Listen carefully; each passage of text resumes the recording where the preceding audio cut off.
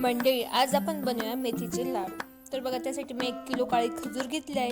त्याची संपूर्ण बिया मी इथे काढून घेतला आहे. त्यानंतर अर्धा किलो खोबरं घेतलं आहे.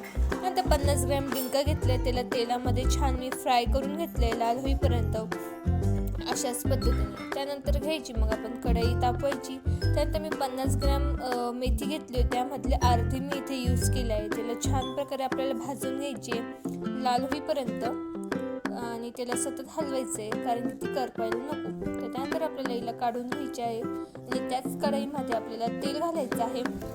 आणि आपल्याला इथे पावशेर गव्हाचं पीठ मी इथे यूज केलं आहे. त्याला आपल्याला छान प्रकारे भाजून घ्यायचं आहे खालीवर करून. तर बघा, अशाच पद्धतीने वास येईपर्यंत आपल्याला छान भाजून घ्यायचं आहे.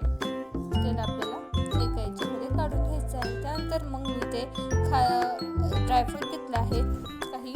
त्याला मिक्सरमध्ये आपल्याला इथे बारीक करून घ्यायचे. जास्त बारीक नाही, आपल्याला जाड बारीकच ठेवायचे, जेणेकरून खाताना आपल्याला छान स्वाद यावा. तिथे मेथी घेतली आहे. मेथीच तिला गार झाल्यानंतर तिला देखील आपल्याला मिक्सरच्या भांड्यामध्ये बारीक करून घ्यायचं आहे. अशाच पद्धतीने हे बघू शकता तुम्ही.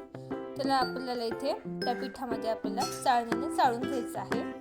आणि मग आपण हे खारीक खोबरं आहे ना, ते मी गिरणीवरून बारीक करून आणले, ते आपल्याला ह्या पिठामध्ये ॲड करायचं आहे. त्यानंतर आपण ड्रायफ्रूट बारीक केलेले ते सुद्धा ह्यामध्ये ॲड करून घ्यायचं आहे आणि याला चांगलं आपल्याला मिक्स करून घ्यायचं आहे. मिक्स करून झालं की कढई आपल्याला तापवायला ठेवायची पुन्हा. त्यानंतर तेल घालायचं आहे आणि यामध्ये मी पावशेर गुळ घेतला ना, तो या तेलामध्ये मी ते वितळून घेणार आहे. फक्त आपल्याला गुळाला वितळून घ्यायचं, तेलामध्ये आपल्याला पाक तयार करायचा नाही आहे. त्याला आपल्याला खालीवर करायचं आहे, ते खाली लागायला नको. तर बघा, अशा पद्धतीने आपला गुळ इथे वितळून झाला आहे. आणि आपल्या त्या मिश्रणामध्ये त्या गुळाला आपल्याला घालायचं आहे थोडं थोडं करून.